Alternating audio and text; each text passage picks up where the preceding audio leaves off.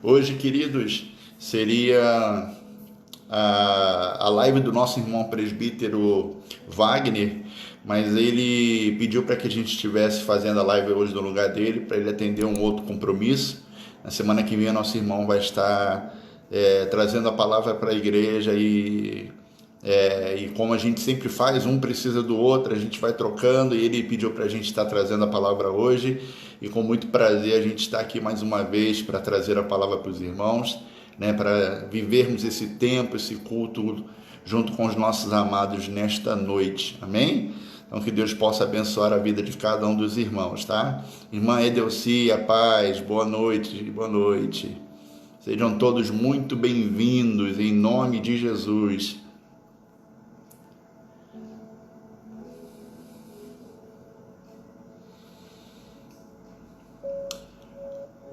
Vamos orar para nós iniciarmos a live desta noite, né?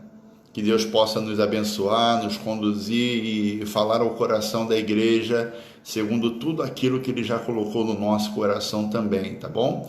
Que o Senhor possa te abençoar nossas vidas nesta reunião, e que o nome do Senhor seja glorificado através desse ajuntamento, porque nós estamos juntos aqui, você aí, eu aqui, mas nós estamos juntos para a honra e para a glória do nome do Senhor.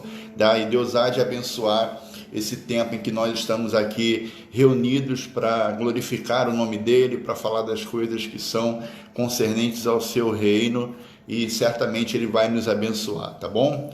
A paz do Senhor, meu pastor Vanderlei, bênção de Deus na nossa vida.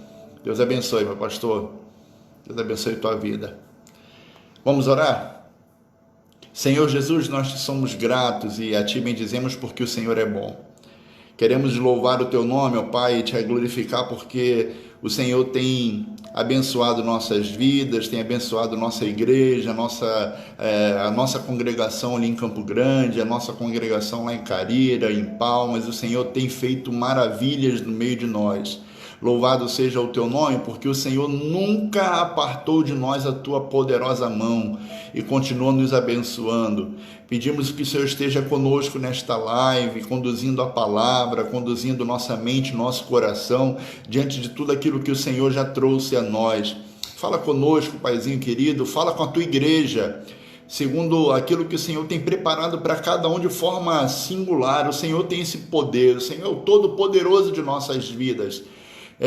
Posso eu somente estar falando um único texto e o mesmo assunto, mas o Senhor faz esse assunto chegar de forma diferente em cada coração, em cada endereço, porque o Senhor tem o prazer de abençoar a vida dos teus filhos. Faz assim mais uma vez essa noite, Deus. Em nome de Jesus nós te clamamos e nós te oramos. Nos abençoe, nos conduza pela tua palavra, nos dê revelação do teu Espírito, para que possamos falar somente aquilo que está no teu coração.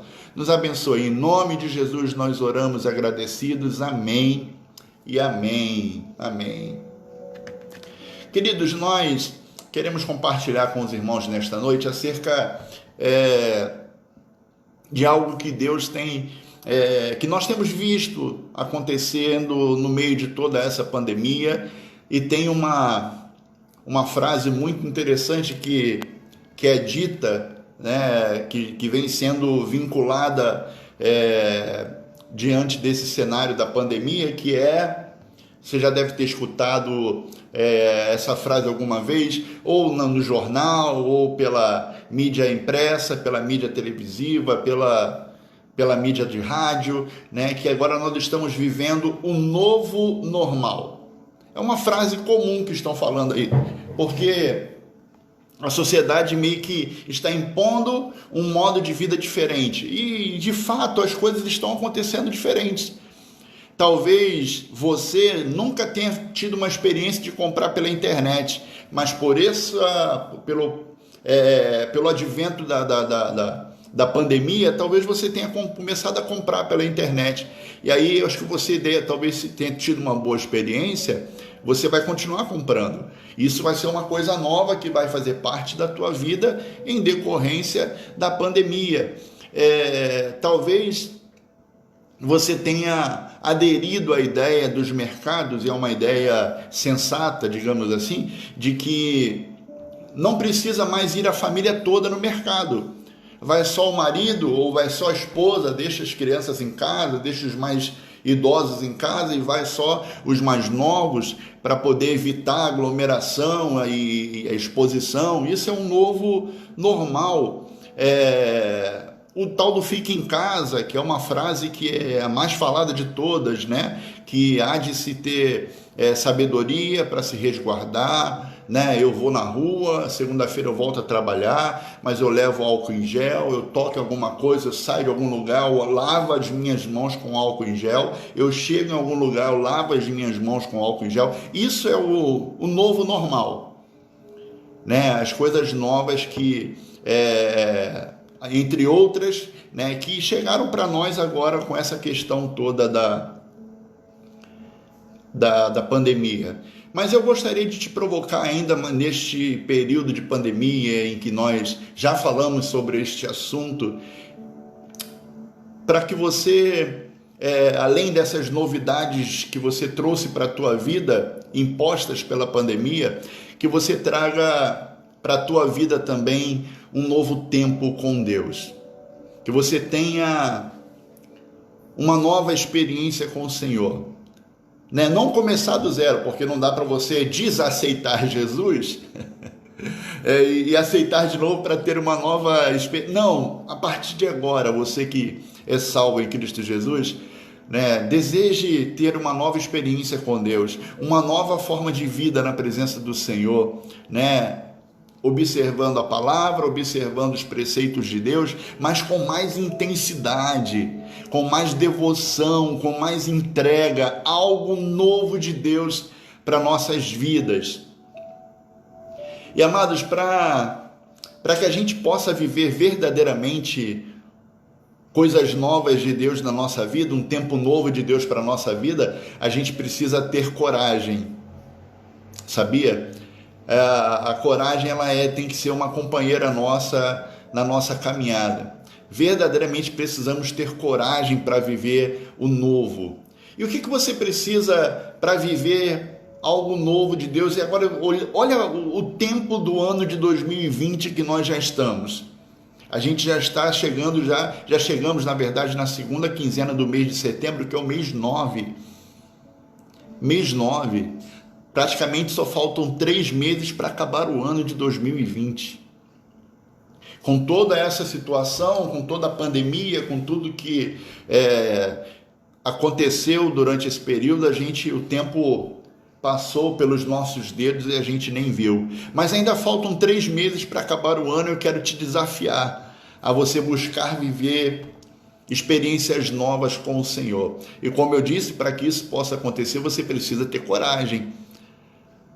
Algumas pessoas acreditam que coragem é aquilo que a gente precisa nos momentos de desespero só, né? Eu lembro de uma situação em que uma mulher muito pobre, né, uma situação verídica, uma mulher muito pobre que ela ia a um terreno baldio onde uma obra inacabada ficou largada e nos buracos que cavaram as sapatas para se construir um prédio daquela obra inacabada, a chuva acumulava água e ela não tinha água corrente na sua casa, também não tinha recursos para comprar e ela ia lá naquele terreno baldio, naquela obra inacabada, levava a sua roupa e naquele buraco de sapata cheio de ferragens, ela lavava ali a sua roupa.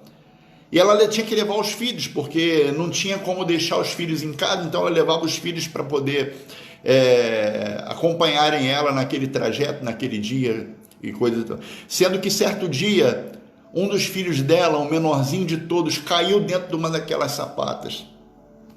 A criança não sabia nadar, e ela estava se afogando, e a mãe do lado de fora, vendo aquela situação, desejando salvar o filho, ela pensou também, eu não sei nadar, o filho iria morrer fatalmente, mas ela teve coragem, e ela mergulhou dentro daquela sapata, cheio de vergalhões, cheio de ponta de ferro, ela mergulhou ali dentro, e ela tirou o filho dela com vida. Mas coragem não é só para esse tempo, ou coragem não é só isso, que a gente é uma força que a gente tem nos momentos de desespero. Há pessoas que acham que coragem é só para tempos de guerra, né? Em que lembra de Gideão? Gideão, ele, quando foi visitado pelo Senhor, lá no livro dos Juízes, a gente vê a história de Gideão, visitado pelo Senhor para ser juiz e liderar Israel. Ele disse: eu sou o menor a minha tribo é menor de Israel, a minha casa é menor da minha tribo, eu sou o menor da minha casa, eu não tenho condições e tal. Faltou ali coragem para Gideão, mas aí o Espírito de Deus deu deu coragem a Gideão. Ele começou a enxergar as coisas de forma diferente, e aí Gideão convoca o povo para ir à guerra, e no primeiro momento não sei quantos milhares de homens se apresentaram para a guerra, e Deus falou para Gideão: olha, Gideão, tem muita gente aí contigo, porque se esse povo todo vai para a guerra, e esse povo vai vencer a guerra, porque eu já entreguei os medianitas nas tuas mãos, esse povo vai dizer que venceu a guerra por causa do número de soldados que vocês têm aí.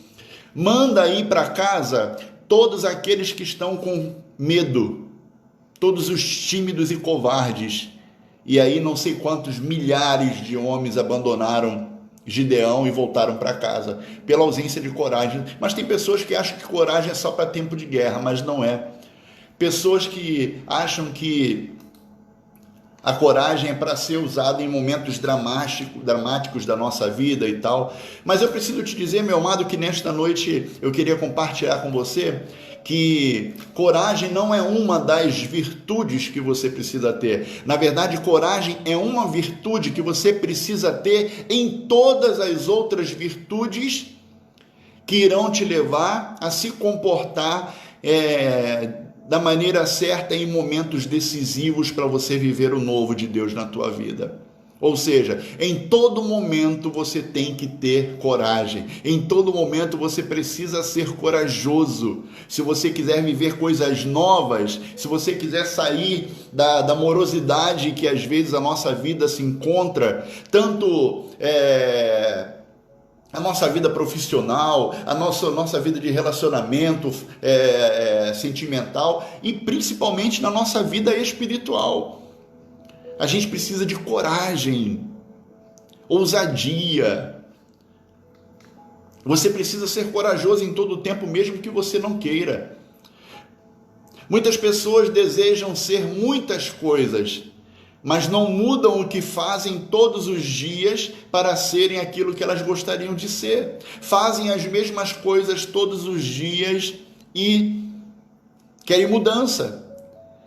Eu lembro de uma história que eu ouvi quando era ainda jovem. Um professor meu do colégio do 2º grau me contou que ele na verdade contou para toda a sala de aula dele que ele tinha alguns sobrinhos, e os sobrinhos deles desejavam ser militares. Todos eles na faixa de 16, 17, 18 anos, desejavam ser militares. E falaram: vamos escolher um curso, vamos escolher uma prova que a gente vai fazer. Vamos escolher será que a gente faz a ESA, a Escola de Sargento das Armas, que a gente se forma sargento? Será que a gente não poderia escolher a AMAN, que a gente já sai oficial do Exército? Ou quem sabe o ITA, que sai o oficial da Aeronáutica? Ou então o IME, que para sair engenheiro e tal do Exército? E aí todos eles estavam pensando no que eles queriam ser. E um deles foi lá e fez a inscrição para fazer uma prova para oficial do Exército. E aí os outros disseram para ele: poxa, mas você não é maluco? Não foi precipitado de fazer já a inscrição? Você pagou um dinheiro tão caro para fazer uma prova que talvez você nem passe. Ele falou: mas eu estou decidido a ser isso. E se eu estou decidido a ser isso, eu tenho que tomar o primeiro passo. Eu tenho que tomar uma decisão, eu tenho que ter coragem. Então ele já investiu ali um dinheiro que ele sabia que era importante para ele se prender naquela meta de vida que ele teria. Você precisa ter coragem, você precisa fazer coisas diferentes. Se você quiser ter uma vida diferente, se você quiser viver o novo, você tem que fazer coisas novas. né? Não inventar coisas, são coisas que você já deveria estar fazendo e que você ainda não começou. Você tem que ter coragem para começar a fazer. As pessoas preferem abandonar os sonhos do que lutar por eles, do que buscar lutar, trabalhar, se entregar para viver um sonho. E aí, meu amado, se você se encontra nesse estado em que você não está mais sonhando, você não está mais desejando viver coisas novas, talvez você fale, mas eu nunca disse isso, mas olha para a tua vida. Talvez você esteja nesse estado.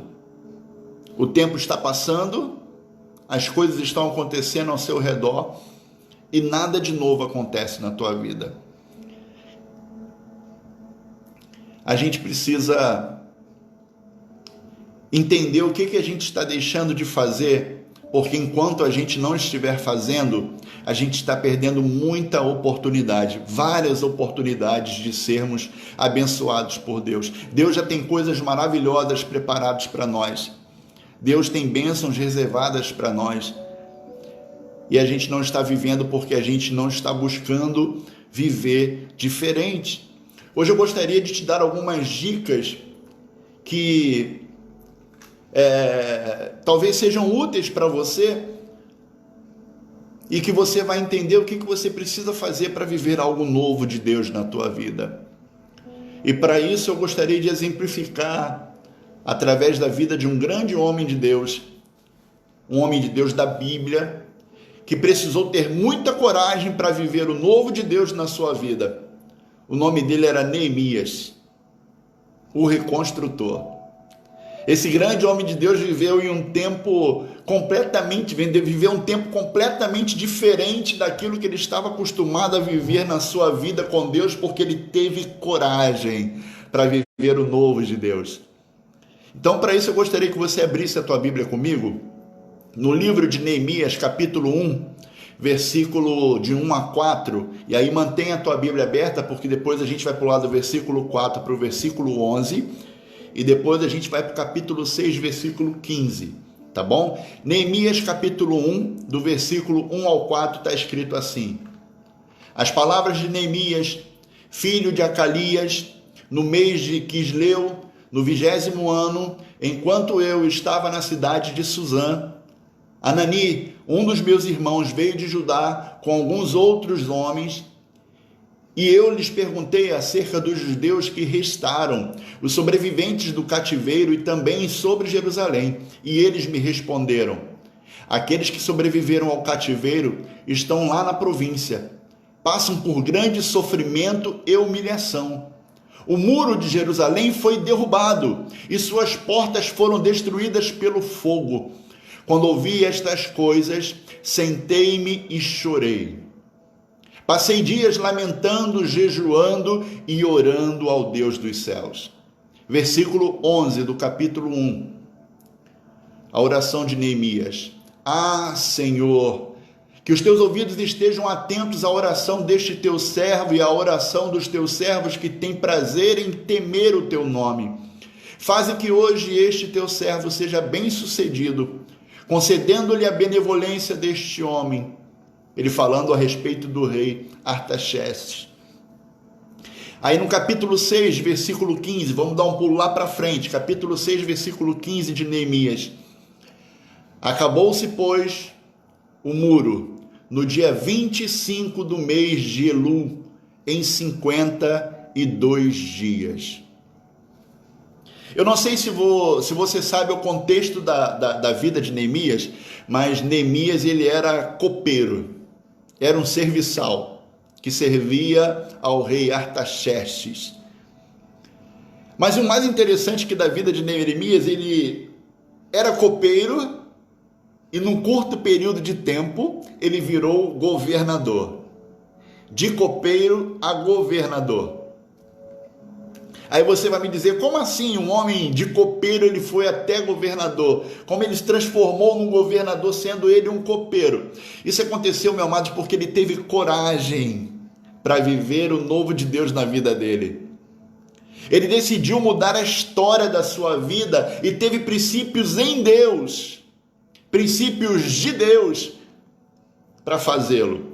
Ele simplesmente resolveu construir uma cidade que estava destruída há mais de um século. Um século, meu amado. Jerusalém estava destruída, suas portas queimadas, os seus muros derrubados há mais de um século. Era um século de choro, mais de um século de desolação, e ninguém fazia nada. Queridos, uma cidade naquele tempo que não tinha portas e não tinha muros, era uma cidade desprovida de tudo, de segurança, de honra, porque o relato de Anani para Neemias foi o seguinte: os nossos irmãos estão envergonhados. Uma cidade que não tem muros e não tem portões é uma cidade que não tem nada. Porque naquele tempo, além de a cidade proteger os seus moradores dos animais selvagens, das bestas do campo, que era muito comum daquela região, protegia também o povo em tempos de guerra, ou protegia a cidade quando os homens tinham que sair para guerrear. As mulheres e as crianças ficavam protegidas atrás das muralhas, com os portões fechados. Mas Jerusalém não tinha porta, Jerusalém não tinha muro, Jerusalém estava destruída, havia sido queimada aos seus portões, e há mais de um século ninguém tomou nenhuma posição. E Neemias, um copeiro do rei, um serviçal do palácio, ele se levanta no seu tempo com coragem para fazer algo que ninguém nunca tinha feito. Neemias decidiu fazer alguma coisa. A primeira coisa que Neemias decidiu fazer foi decidir. Ele se convenceu de que deveria mudar aquela situação.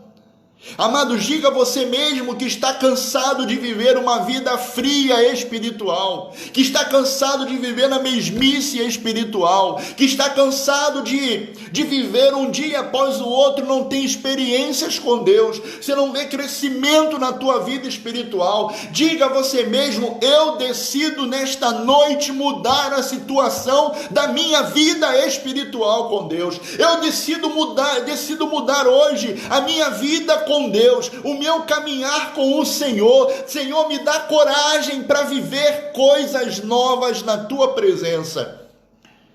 Neemias decidiu mudar. Ele estava cansado de choro, de lamentações, e ele decidiu mudar. Queridos, um século de destruição. E quando ele decide mudar, é claro que ele vai nos princípios de Deus, ele ora ao Senhor, Deus lhe dá graça, Deus lhe dá favor, Deus lhe dá provisão, e aquilo que estava destruído em um século, nós lemos aqui no versículo 15 do capítulo 6, acabou-se, pois, a reconstrução do muro e dos portões no dia 25 do mês de Elul, em 52 dias. Algo que estava destruído há mais de um século, há mais de 2 gerações. O Senhor deu ousadia a um homem, deu coragem a um homem, e ele refez e levantou e reconstruiu a honra e viveu um novo tempo, trouxe um novo tempo para o povo de Israel que estava dentro dos muros de Jerusalém em 52 dias. Sabe, meu amado, não adianta a gente ficar gritando: eu quero coisas novas, eu vou viver coisas novas, a gente ficar profetizando aos 4 ventos, se a gente não tomar nenhuma atitude. Essas coisas não acontecem por osmose. Você viu o teu irmão do lado ali, a vida dele caminhando com Cristo, o semblante dele mudado, ele trabalhando, ele apresentando, dando frutos ao Senhor, e você olhando aquilo ali, você deseja aquilo ali para você, mas isso não vai acontecer por osmose. Você ficar olhando somente não acontece. Você precisa ter atitudes.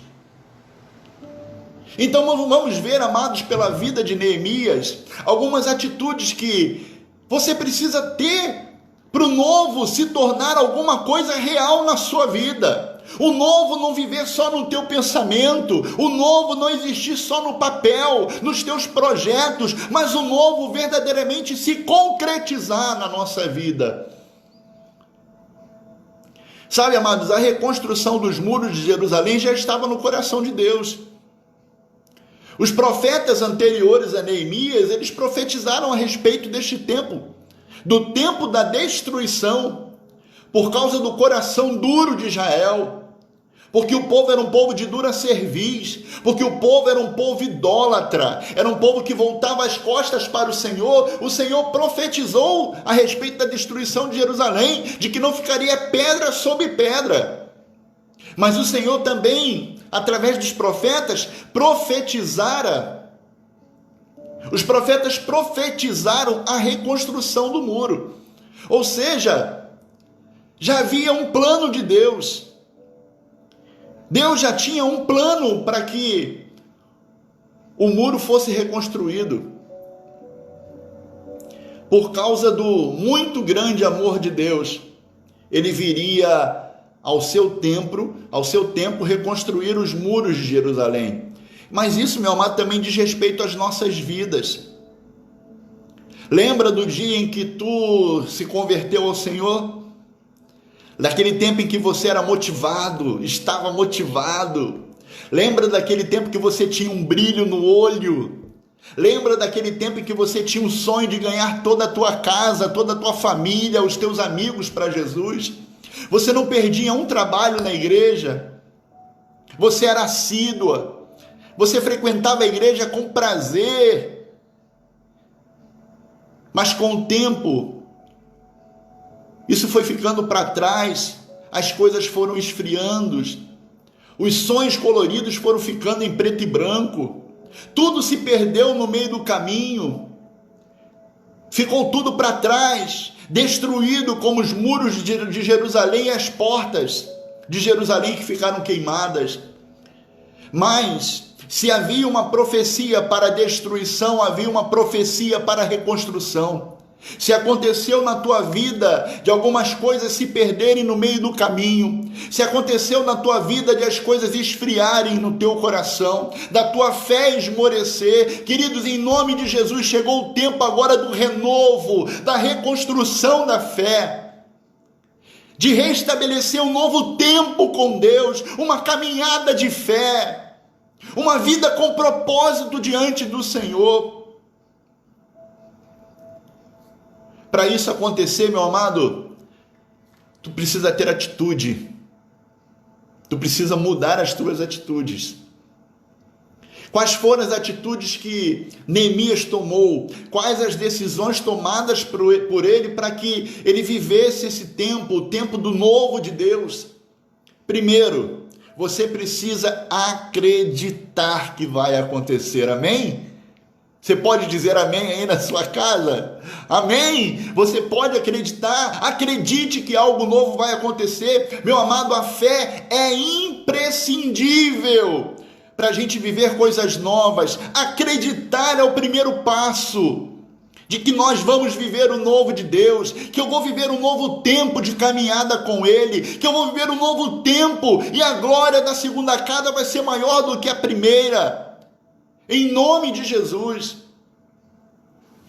No capítulo 2 de Neemias, a partir do versículo 1, Neemias aparece diante do rei.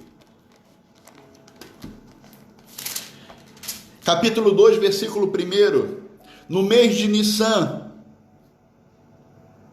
no ano 20º do rei Artaxerxes, uma vez posto o vinho diante dele, eu o tomei para oferecer e lhe o dei. Ora, eu nunca antes estivera triste diante dele. O rei me disse: por que está triste o teu rosto, se não estás doente?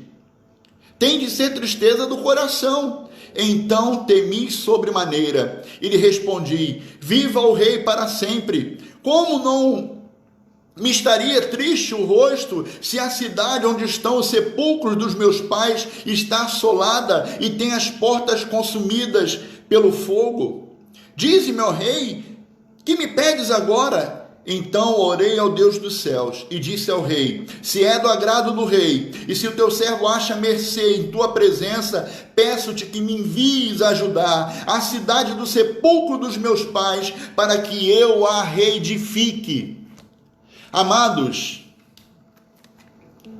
nenhum rei está pronto para ficar escutando ladainha de servo. O rei não tinha tempo para isso. Ainda mais sendo um serviçal direto dele. Porque haviam serviçais no palácio do rei Artaxerxes que não tinham contato direto com ele. Mas o Neemias era um dos principais serviçais, porque ele era copeiro do rei. Ora, o copeiro do rei era aquele que era o camarada que experimentava o vinho. E o vinho ele era experimentado para saber se estava envenenado ou não era para saber se era bom. Lembra das bodas de Caná, quando Jesus transforma a água em vinho, Jesus manda os serviçais encherem uma taça de vinho e apresentar ao mestre de cerimônias, para o mestre de cerimônias experimentar e julgar naquela ocasião das bodas de Caná, se o vinho era bom ou não, se era de primeira ou se era de segunda categoria. Aqui, Neemias experimentava o vinho para saber se o vinho estava envenenado. E vinho é alegria. Vinho significava alegria para o rei. Neemias tinha que tomar e fazer uma cara boa, porque senão o rei ia ficar desconfiado. Por que será que ele está com essa cara amarrada depois de tomar o vinho? Será que o vinho está envenenado? O rei poderia ter pensado dessa forma. Será que o vinho não é bom? O rei poderia estar pensando dessa forma. Mas Neemias tomou o vinho e o semblante dele ficou abatido. E o rei pergunta para ele: por que está abatida a tua face? Neemias nunca estivera triste na presença do rei. Deus estava dando para Neemias oportunidade. Neemias, no capítulo 1, ele ora ao Senhor. No versículo 4 do capítulo 1, ele diz: tendo eu ouvido estas palavras, assentei-me e chorei e lamentei por alguns dias, e estive jejuando e orando perante o Deus dos céus, e disse: Senhor Deus dos céus, Deus grande e temível, que guardas a aliança e a misericórdia para com aqueles que te amam e guardam os teus mandamentos, estejam, pois, atentos os teus ouvidos e os teus olhos abertos, para acudires à oração do teu servo, que hoje faça a tua presença, dia e noite, pelos filhos de Israel, teus servos, e faça confissão pelos pecados dos filhos de Israel, os quais temos cometido contra ti, pois eu e a casa de meu pai temos pecado. Neemias começa a orar ao Senhor e pede para que Deus ouça a sua oração. Meu amado, você quer viver coisas novas de Deus na tua vida? Conta para Deus o que você quer. Fala com Deus. Ora. Clama ao Senhor por essa mudança que você quer viver na tua vida. Não aceite viver um esfriamento espiritual. Não aceite viver mais a falta da alegria. Não aceite mais que as coisas ruins aconteçam dentro da tua casa. Parece que a nossa casa está como Jerusalém, os muros derrubados, as portas queimadas, não tem paz dentro da nossa casa e a gente está passivo. Ora, clama, leva diante do Senhor e peça mais: Senhor, me dê oportunidade para mudar essa situação. Foi isso que Neemias fez. Ele se incomodou com a situação, ele chorou, ele clamou e ele orou, ele falou com Deus. E a gente vê já no capítulo 2 o Senhor movendo o coração do rei, o Senhor movendo já as circunstâncias para Neemias tocar aquele projeto que estava no coração do Senhor. Neemias chega para o rei e fala: eu estou mal. Ele falou a verdade. Estou mal, eu estou triste porque o meu povo está sofrendo, a cidade onde os meus pais foram sepultadas está destruída e eu preciso ir até lá para fazer uma grande obra. Amados, por que ele teve coragem de contar essa história para o rei e pedir para se afastar das suas atividades? Ele era copeiro do rei, uma pessoa de confiança. Copeiro do rei não se achava do dia para a noite. Alguém que fosse fiel, alguém que o rei pudesse confiar a sua vida. Só que Neemias acreditava.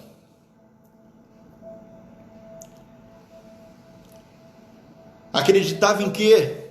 Em duas coisas. Primeiro, Neemias acreditava no seu potencial. E Neemias acreditava na sua missão. Se você quer viver algo novo, você precisa acreditar no teu potencial. Você precisa acreditar na missão que Deus te deu.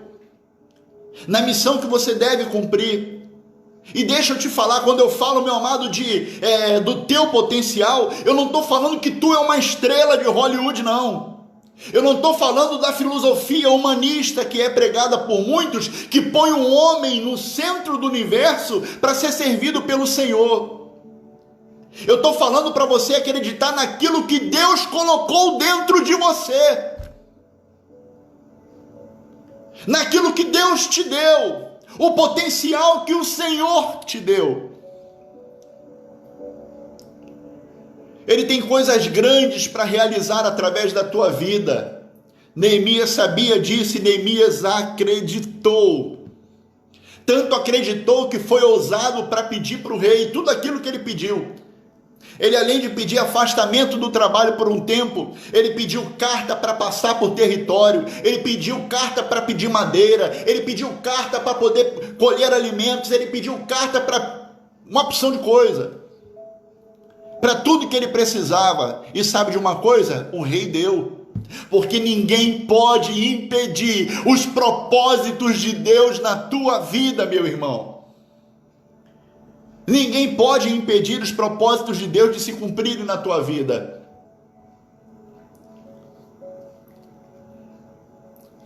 Quando a gente acredita, quando a gente coloca a nossa fé em ação, as portas se abrem.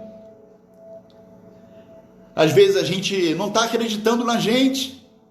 A gente não está acreditando no nosso potencial.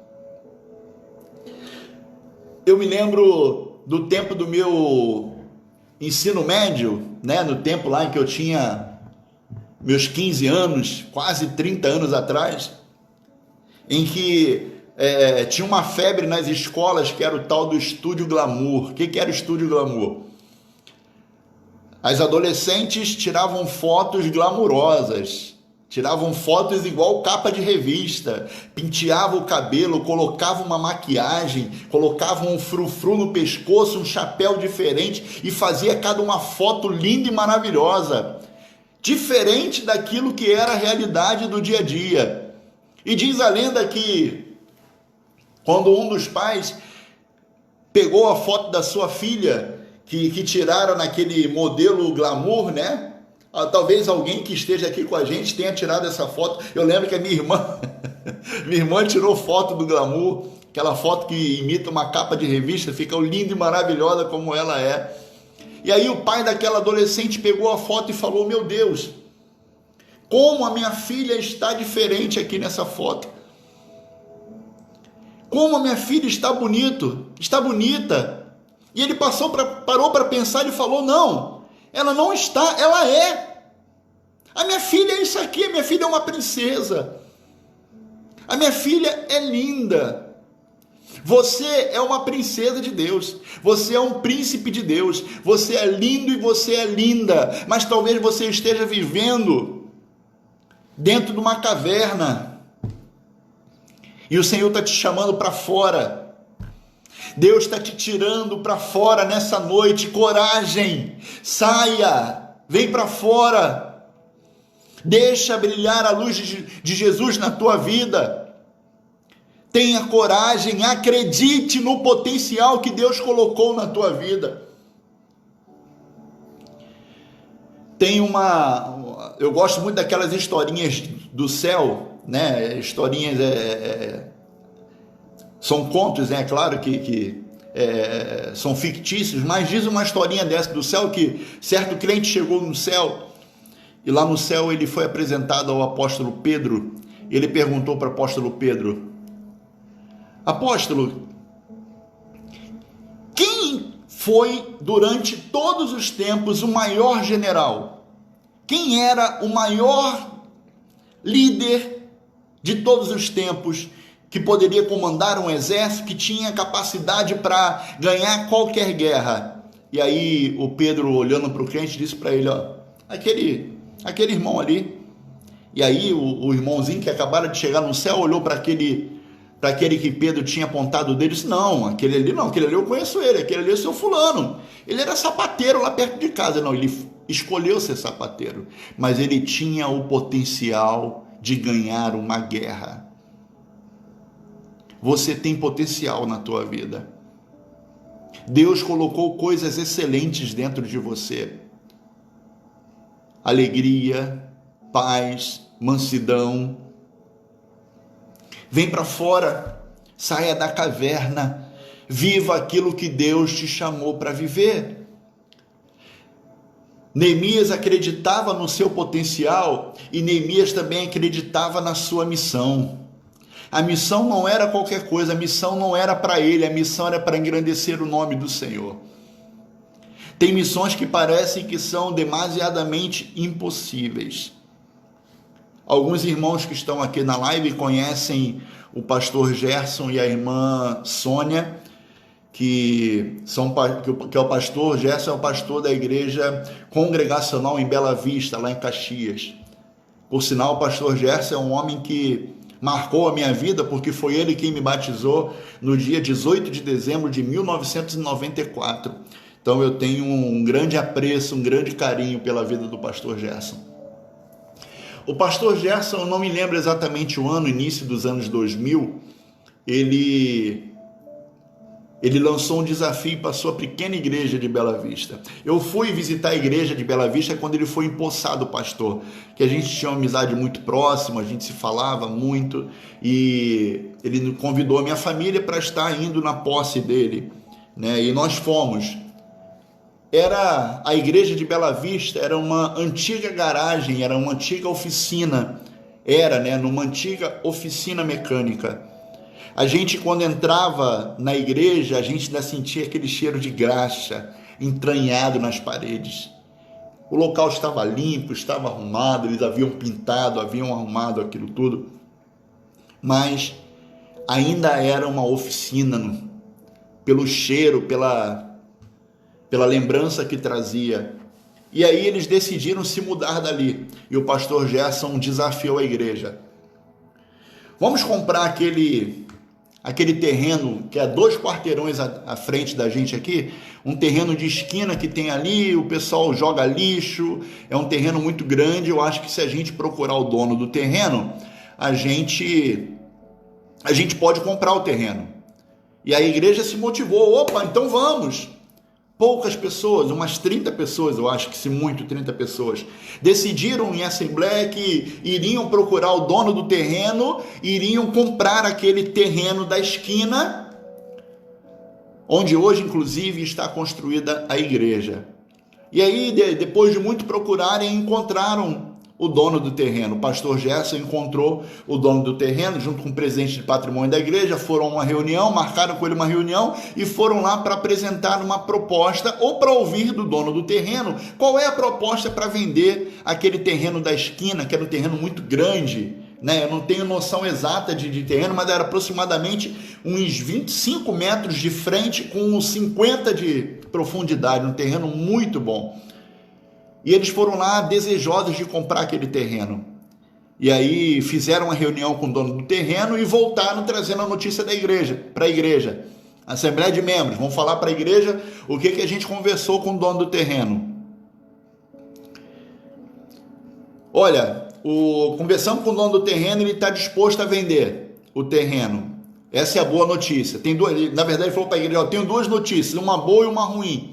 Vou começar pela boa. Eu falei com o dono do terreno, ele está disposto a vender aquele terreno para a gente. A igreja: glória a Deus, agora a gente vai construir uma igreja como deve ser e tal, aquele negócio todo. Aí qual a notícia ruim? É que aquele terreno ali, ele não é só aquilo.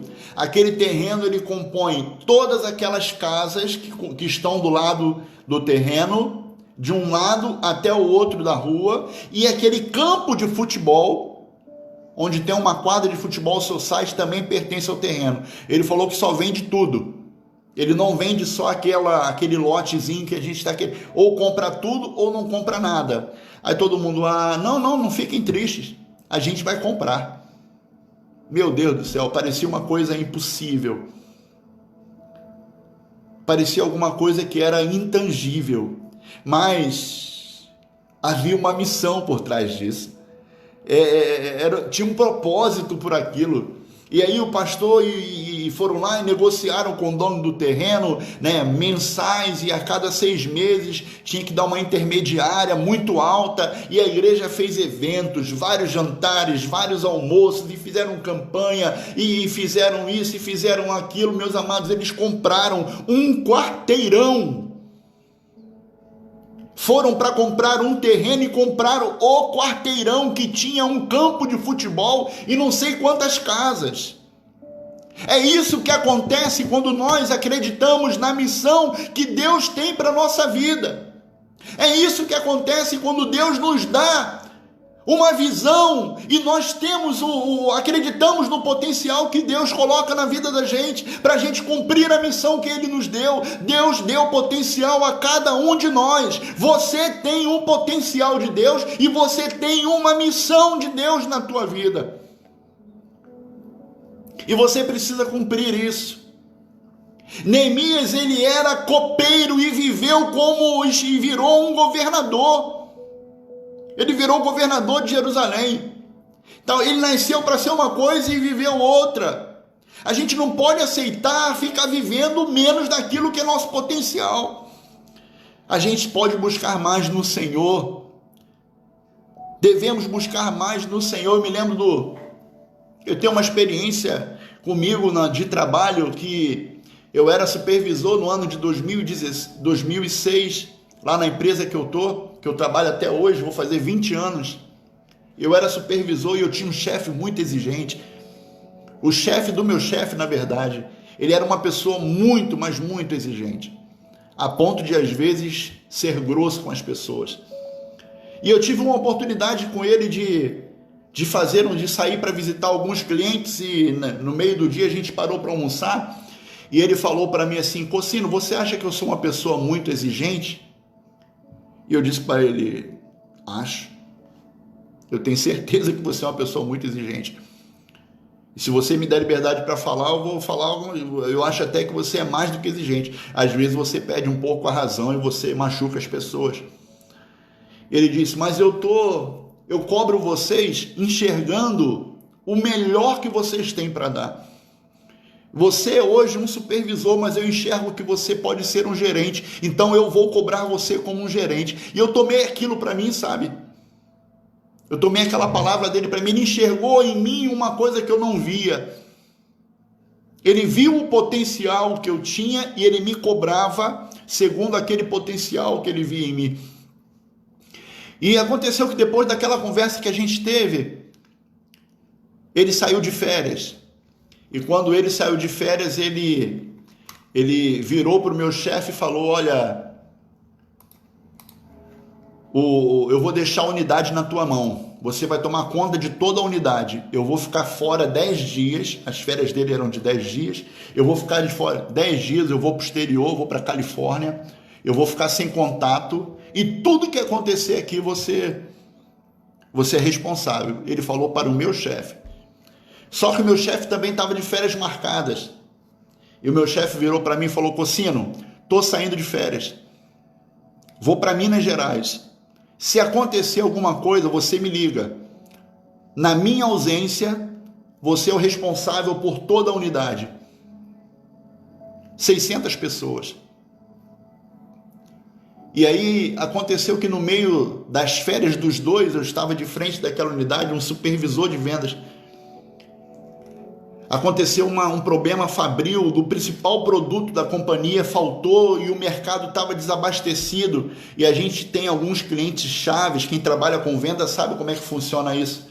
Você tem alguns clientes que são propagadores, fazem propaganda gratuita do teu produto. Só deles terem o teu produto ganha força no mercado. E se não tem o teu produto, eles conseguem queimar o teu produto no mercado. E eu falei, caramba, faltou o produto. E agora? Vai cair sobre mim esse peso. Aí eu me lembrei daquilo que o chefe do meu chefe falou para mim: Cocino, eu cobro de você como se você fosse um gerente, porque eu enxergo o teu potencial. E aí eu tomei aquela palavra, eu orei a Deus e eu peguei o telefone, entrei no sistema e comecei a consultar, vendo onde é que tinha aquele produto para me servir aqueles principais clientes. A gente tinha 20 clientes listados na Zona Sul, Zona Norte do Rio de Janeiro, que são os principais, em que não poderíamos deixar faltar produto, porque se faltasse produto, caía na mídia, saía no jornal, aparecia na televisão, que aquele restaurante não tinha determinado produto e aquilo ali queimava o nome da empresa. E que ia causar um desastre gigante. Eu peguei o telefone e liguei para uma outra unidade a quilômetros de distância e liguei e falei: com quem estou falando? Aqui é o gerente fulano de tal. Eu falei: pois não, aqui está falando é o Cocino. Cocino? Pois não, Cocino, sim, eu estou liderando a unidade de São Cristóvão e a gente está com um problema de falta do produto tal. E a gente tem 20 clientes chaves aqui na nossa regional, que eu não posso deixar desabastecido, porque senão a gente vai ter problema com a mídia, a gente vai se queimar no mercado, e eu preciso que você daí da tua unidade mande 3 caminhões atenderem esses clientes durante os próximos 10 dias, até a fábrica normalizar a produção. Mas, Cocino, com ordem de quem? Eu falei: a minha ordem, pode anotar aí, Paulo Cocino, meu número é 99972, dei o meu número de telefone, dei minha matrícula, falei: pode colocar aqui em ordem minha. Eu sou o líder daqui da unidade de São Cristóvão e se a gente não fizer isso, agora a culpa é tua. Joguei para cima do camarada. Não, se tu tá falando para fazer, eu vou fazer. E assim ele fez, atendeu aqueles clientes, não faltou produto, a gente não teve ruído. Acabaram as férias de ambos, tanto do meu chefe quanto do chefe dele. E aí eles voltaram de férias e aí o chefe do meu chefe voltou e veio conversar comigo, falou: Cocino, o que é que aconteceu com os clientes chaves na minha ausência? E eu fiquei preocupado, porque eu tomei toda a diligência, eu fui cuidadoso para não faltar nada.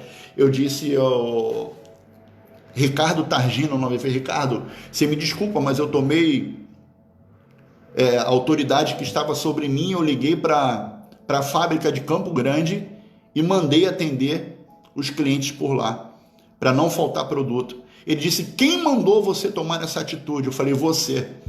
No dia em que você falou que olhava para mim como um gerente e que eu era cobrado como gerente, o que eu fiz foi ter uma atitude de gerente. Você me desculpa, eu sei que eu sou supervisor, mas eu tive que tomar essa atitude por bem da companhia. Uma semana depois ele anunciou que eu estava sendo promovido a gerente da nossa empresa. Queridos, a gente precisa acreditar no nosso potencial. Você precisa acreditar no teu potencial. Você é homem de Deus, você é mulher de Deus. Deus te levantou para fazer coisas grandes. Deus te levantou para fazer reconstrução. Eu não sei qual é a reconstrução que você tem que fazer. Se as áreas que estão quebradas, como estavam em Jerusalém, são algumas áreas da tua vida, são áreas do teu coração, são áreas sentimentais, mas o Senhor vai te dar as ferramentas para você fazer a reconstrução. Eu não sei se você tomou já a primeira atitude que Neemias tomou. Antes de falar com o rei, antes de falar com alguém, Neemias falou com Deus. Neemias falou com o Senhor. Neemias foi ao Todo-Poderoso, aquele que pode todas as coisas, e disse: Senhor, me ajuda nesse propósito. Ele não pediu para Deus fazer para ele pediu: Senhor, me ajuda a realizar, a cumprir esse propósito. Deus vai te ajudar. Tome atitude, tenha coragem, acredite no teu potencial e acredite na missão que o Senhor te deu. Talvez a missão seja grande demais. E olha, no meio do caminho apareceram os enviados do diabo. Sanbalá, Tobias, são homens que representam aqui a opressão, os dardos do maligno, esses homens que se apresentavam para Neemias para tentar atrapalhar a obra. E Neemias, ao seu tempo, dizendo para os trabalhadores da obra: olha, os homens, na sua mão direita segura a espada, na mão esquerda segura uma colher de pedreiro. Você tem que vigiar e orar, mas você tem que trabalhar. Então vigia e ora, dobra os teus joelhos, apresenta a tua causa diante de Deus, mas também trabalha, produza. Porque quando era natural que Neemias, um copeiro, que não era engenheiro, que estava ali para reconstruir os muros de Jerusalém, levantar de novo as portas, restaurar a dignidade daquela cidade, ele tinha que ter atitudes de um engenheiro, de um governador, de um líder. Talvez tenha batido medo em em Neemias, mas Neemias fechou as portas para o medo, e quando nós fechamos as portas para o medo, o Senhor abre as portas das oportunidades. Não fique curvado. É natural, querido, que durante a nossa caminhada nós sejamos provados, nós seremos tentados. Ser fiel até a morte, e você vai receber a coroa da vida. Tenha coragem, tenha atitude, acredite no teu potencial. E repetindo, o teu potencial, eu não estou dizendo aqui que você é um astro, que você é uma estrela, né? Não estou dizendo aquela filosofia humanista que coloca você no centro do universo, sentado numa poltrona dourada e Deus te servindo. Não é nada disso. O teu potencial é aquilo que Deus te deu. Ontem eu preguei e falei sobre um pouco sobre a parábola dos talentos. Aquilo que Deus nos deu, Ele vai cobrar. O teu potencial foi Deus quem deu. Deus colocou coisas grandes aí dentro, para você fazer coisas grandes no nome dEle. Acredite no potencial que Deus te deu. Acredite na missão que o Senhor te deu. Aquilo que estava quebrado em Jerusalém, destruído pelo fogo, há mais de um século, Neemias levantou em 52 dias para a honra e glória do Senhor. Você vai ficar surpreendido com aquilo que Deus vai fazer. As pessoas vão ficar surpreendidas com aquilo que Deus vai fazer através da tua vida. Vai ser espetacular, vai ser grandioso, e o nome do Senhor vai ser glorificado na tua vida. Acredite, tenha atitude. O Senhor vai te honrar e o Senhor vai te ajudar nessa empreitada. Reconstruir não é fácil, mas é necessário. Deixamos às vezes de experimentar o melhor de Deus porque não queremos nos submeter ao processo da reconstrução. Neemias saiu da zona de conforto dele.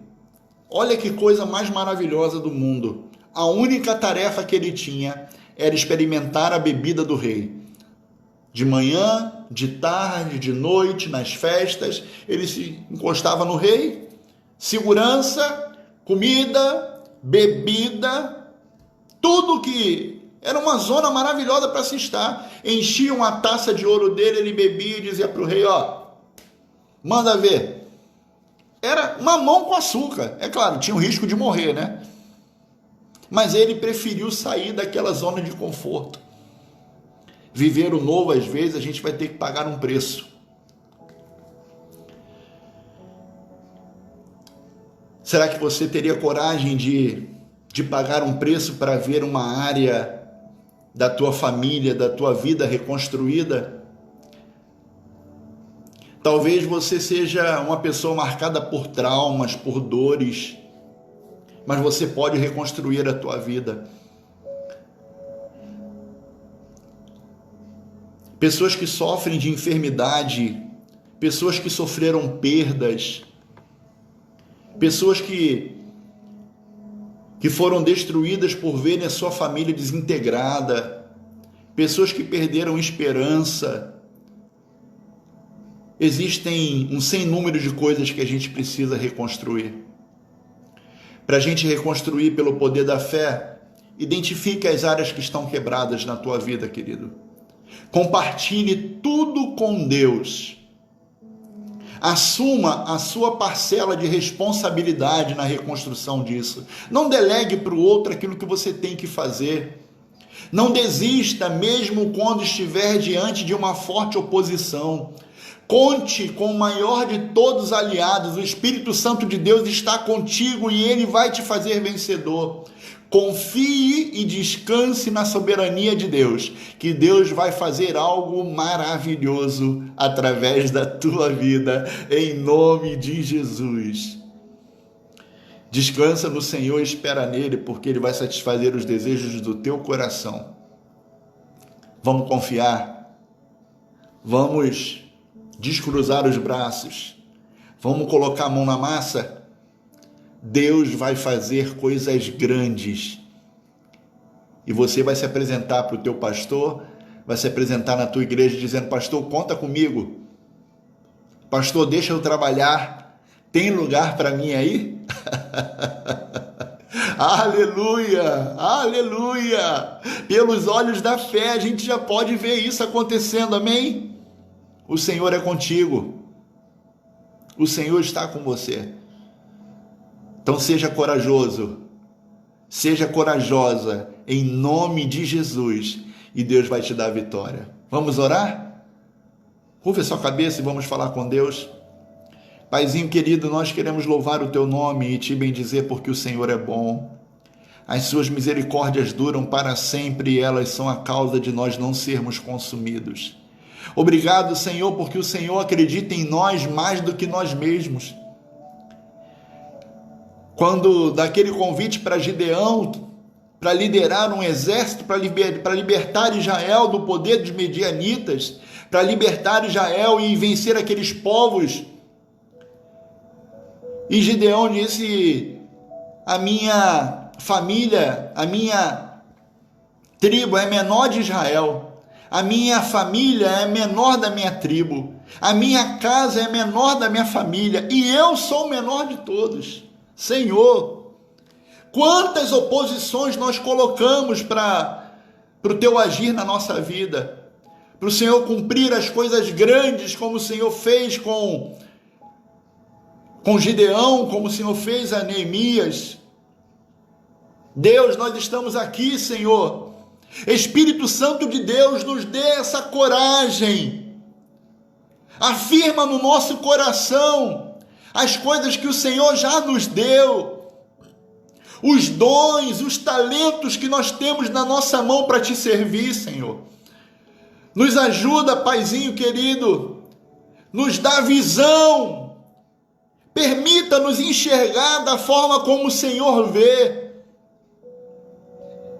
em nome de Jesus. Em nome de Jesus. Neemias fez uma grande obra, porque ele acreditou no potencial que o Senhor tinha dado, ele acreditou na missão que o Senhor havia dado. Pai, que nós possamos acreditar também, porque nós queremos realizar coisas grandes em teu nome, e a glória é do Senhor, a honra é do Senhor. Nós somos apenas servos, o servo não é maior do que o seu Senhor, não há glória nenhuma em obedecer, em fazer aquilo que nós deveríamos fazer. Só que às vezes a gente não está fazendo, a gente está com medo, a gente está com medo de se machucar, Espírito Santo de Deus, visita o coração desse irmão e dessa irmã nesta hora, traz libertação sobre a sua vida, encha ele de coragem e de vigor do teu Espírito, para que ele possa trabalhar e produzir para a honra e para a glória do teu nome. E possamos dizer como Jeremias: estou realizando uma grande obra, aleluia. Ajuda-nos, Senhor. Ajuda-nos, ó Pai amado, ajuda a liderança da nossa igreja, ajuda a liderança da nossa congregação, ajuda as igrejas que estão aqui ouvindo essa live, os irmãos que estão aqui conosco. Visita, Senhor, o teu povo espalhado sobre a face da terra. Pai amado, que nós sejamos intrépidos no falar, que sejamos ousados, ó Pai amado, no agir, e possamos levar o teu nome, a tua bandeira. Glorifica o teu nome através das nossas vidas, Senhor. Que nós possamos nos apresentar para o nosso pastor, para os nossos pastores e dizer para eles: conta comigo, eu estou aqui, o Senhor pode contar comigo. Nos ajuda, Paizinho querido, a cumprir, porque nós não queremos chegar naquele grande dia de mãos vazias, sem nada para te apresentar. Nos ajuda, Senhor. Em nome de Jesus nós te oramos. Amém e amém. Que Deus te abençoe, meu irmão. Deus te abençoe, minha irmã. Obrigado pela tua companhia. Que Deus possa te fortalecer. Que Deus possa te encorajar. Coragem, força, ânimo. Vamos avançar em nome de Jesus. Deus te dê uma noite abençoada, um final de semana abençoado na presença dele. Amanhã nós temos culto na nossa igreja, escola bíblica dominical para toda a igreja, às 9 horas da manhã.